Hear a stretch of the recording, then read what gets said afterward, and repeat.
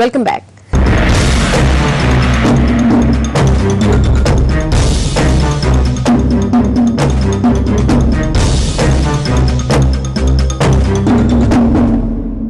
రాష్ట్రంలో నివురుగప్పిన తెలంగాణ ఉద్యమానికి కొత్త జీవం పోసి ఉద్యమ బాటలో దూసుకెళ్తున్న నేత కేసీఆర్ 4 కోట్ల మంది తెలంగాణ ప్రజల ఆకాంక్షకు ప్రతిరూపంగా ఉద్యమాన్ని ముందుండి నడిపిస్తున్నారు.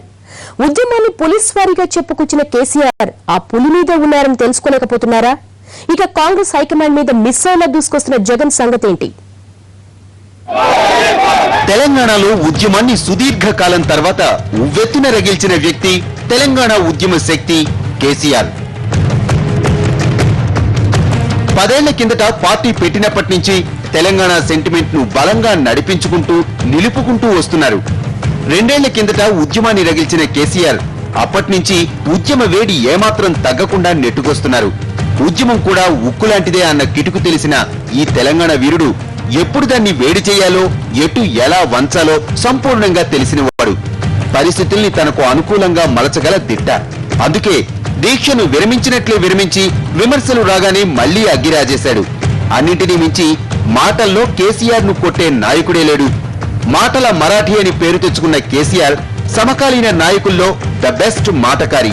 అందుకే ఇప్పుడు తెలంగాణ అంటే కేసీఆర్, కేసీఆర్ అంటే తెలంగాణ అన్నంత రేంజ్ కు ఎదిగిపోయారు. ఈ ప్రభుత్వం ఇంకెంతకాలం తమాషా చూస్తుందో మాకు అర్థం కావడం లేదు. గులాం నబీ ఆజాద్ రిపోర్ట్ ఇస్తే తెల్లారు మర్నాడు చెప్తామన్నారు, ఈ కమిటీలు అన్నారు, ఆ కమిటీలు అన్నారు, మళ్ళా ఇప్పుడు సమయం కావాలంటున్నారు. ఇదంతా కూడా అర్థం పర్థం లేని విషయం. ఖచ్చితంగా తెలంగాణ రాష్ట్రం ఏర్పడే వరకు ఈ సమ్మె విరమణ ఉండదు. గులాం నబీ ఆజాద్ చిలక పలుకులు విని మోసపోవడానికి మేము సిద్ధంగా లేము. కాంగ్రెస్ పార్టీ మమ్మల్ని అనేక సార్లు మోసం చేయడం జరిగింది. ఇంతలా ఉద్యమాన్ని నడిపిస్తున్న కేసీఆర్ లోనూ కొన్ని మైనస్లున్నాయి.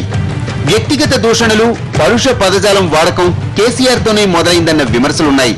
అంతేకాదు ఉద్యమాన్ని పులి మీద స్వారీలా చెప్పుకొచ్చిన కేసీఆర్ ఇప్పుడు ఆ పులి మీదే స్వారీ చేస్తున్నారన్న అభిప్రాయాలు ఉన్నాయి. కేసీఆర్ ఆల్వేస్ ఎడ్యుటేటరే తప్ప ఆర్గనైజరు, ఎడ్యుటేటరే తప్ప అడ్మినిస్ట్రేటర్ అన్న భావాలు కలగటం లేదు. ఇవాళ ఉద్యమానికి సంబంధించి కూడా ఆయనకున్న దక్షత ప్రజల్ని ఆందోళన పదానికి తీసుకెళ్లటానికి ఆయనలో అనేకమైనటువంటి అనుకూల అంశాలు ఉన్నాయి.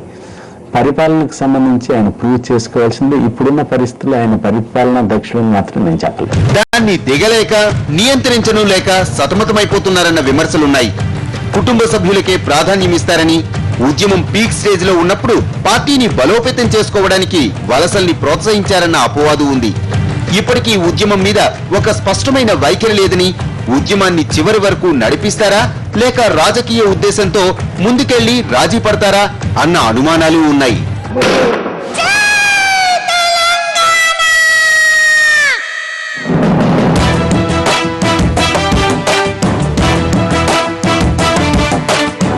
జాతరలో మన గీతం జయ కేతనమయ్య కవాలి.